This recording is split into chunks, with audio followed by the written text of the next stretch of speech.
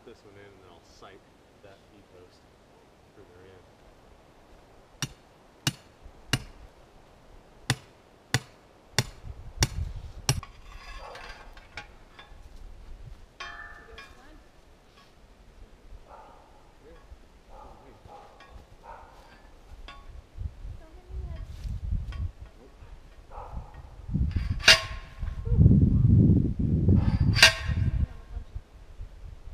Bunch of stuff.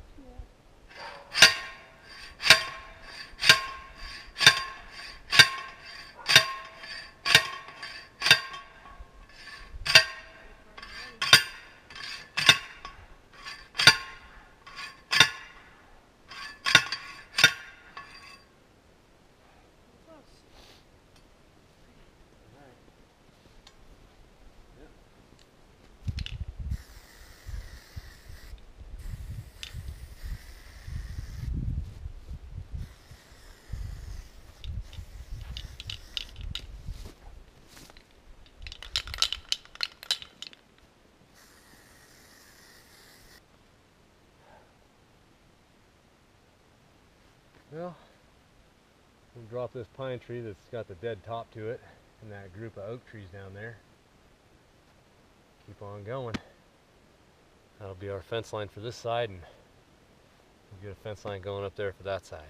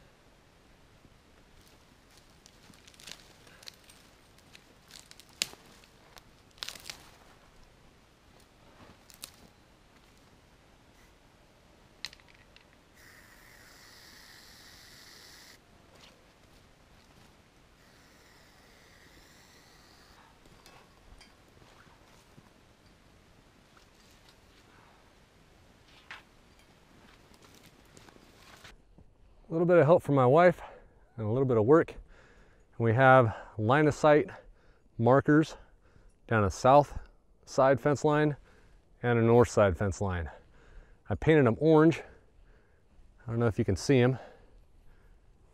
There's one right there, another, and another. They're kind of in line right here. You're just on the inside of them. They don't really stand out too much, but they'll work. I can see from one to the next. I can see 3 from any given spot. So I know that if I put another fence post down, it'll be in a straight line. And we measured the angle off the road because our road basically runs our east property line. We measured off the road a right angle off the road. That's what you saw us doing with 2 tape measures. If you take a triangle that has a 4-foot side, a 3-foot side, and the hypotenuse, the diagonal, is 5 foot, then it's a right angle. It's going to be perpendicular to the 2 lines that are going to be perpendicular to each other.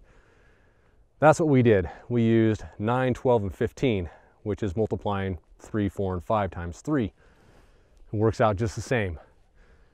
So if you ever need to make a right angle out in the middle of a field, put one post, put another post increments of 3 foot away, and then the second post is going to be increments of 4 foot, and then a diagonal increments of 5 foot, and you'll come up with that third post, and you'll have a right triangle. or you'll have a triangle with a right angle in it. I don't know if that's a right triangle or not. Been a long time. But we've got these two fence lines put in so we know where we're going. Now the fence line that's going to go down by the clearing isn't going to be straight. It's going because the clearing isn't straight. It kind of meanders a little bit across where our house goes. So we're just going to kind of follow this side of that clearing, keeping the dogs out of the mud in the springtime. That's why I decided to go with this side of the clearing. I'm getting a little tired, but I'm going to start running stakes in line with the two sides. I'll probably start on the north side because I think the ground's a little bit softer over there. This dirt area right here, it was a big burn pile here just yesterday. I took a day and burnt that burn pile down, and then took my tractor and spread it all out so it'd be nice and smooth, because the fence is going to go right through there. And I didn't want to have to deal with it. So I'm going to catch my breath, maybe grab a banana to eat, and head to the north side property line and start putting stakes in. I think I'm going to go about every 10 feet, give or take. Probably just measure off. My stakes are 8 feet tall, so I'll probably just lay one down and then add what I think is 2 feet, stick another one in the ground. Start getting this going.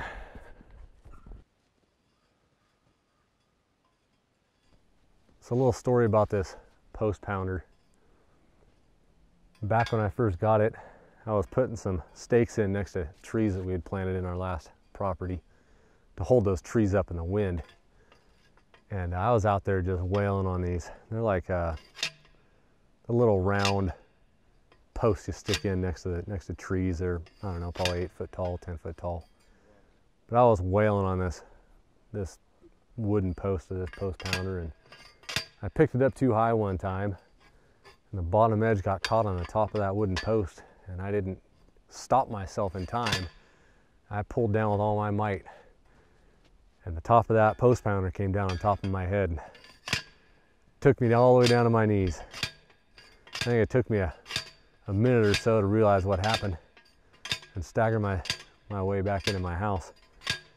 My wife come outside the sliding glass door and saw my head. It's summertime, and I'd shaved my head back then. She could see that goose egg just as plain as day. It was pretty big. I'll see if I can dig up a picture of it. But that's a little backstory behind this post pounder. And now, of course, I've welded a 3-pound weight to the top of it so that I can have a little more weight to drive these posts in. Hopefully the thing doesn't get caught up like it did before. I think it'll hurt a little bit more this next time.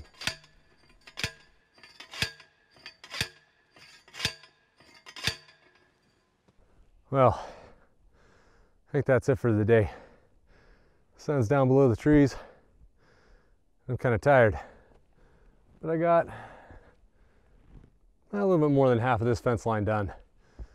So we're doing pretty good. I figure it'll probably take, just to get all the fence posts in, 5-6 days, but it depends on how tough the dirt is. Some of these will sink down a foot, foot and a half, 2 feet, and then I'll hit a rock. And the others, that first hit, 2 inches down, you're hitting rock. It's kind of hit and miss on some of these. And I'm trying to space them as even as I can so it doesn't look too awkward as you're walking the fence line. One's 8 foot apart and the next one's 12 feet apart, you know, trying to have them even. Some of the taller ones I'm leaving taller. I do have an idea. I've heard it works. I don't know if it'll work out here with the rock, these heavy rock layers we have in some spots. But if I get my backhoe and get the arm, the hoe, put the bucket so it's kind of upside down, and you put the post right inside that bucket and push down. But what you need to do first is get yourself a thick wall steel pipe that's going to fit over that T-post real nice and easy. And preferably get one, say you want your 4-foot fence, you get a 4-foot steel pipe, quarter wall steel pipe is what I'm going to get. I'm going to have these 5 foot tall. When that pipe, whatever height it is you want, gets down to the ground, you stop pushing, because that's the height of that fence post. So you don't have to guess at how high it is with the bucket covering some of it. you got that post or that pipe covering the post. You put a cap on top of that pipe. So it's kind of like this post pounder, only longer. And you want thick wall so you don't bend that T-post. We'll get that pipe maybe tomorrow. I've got some more stuff for the house coming in. I've got insulation supposed to show up, I believe tomorrow, if not the next day. So I'll need to go down into town and pick that up. And at the same time, I'll pick up a steel pipe. So these taller ones that I can't get past this rock layer, I'll try that little trick. Bring my backhoe out here and smack it a couple times with the backhoe arm.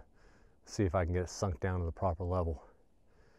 But for now, I'm gonna grab a cup of coffee, go inside, relax a little bit, take a nice hot shower. Till next time, guys, go make something.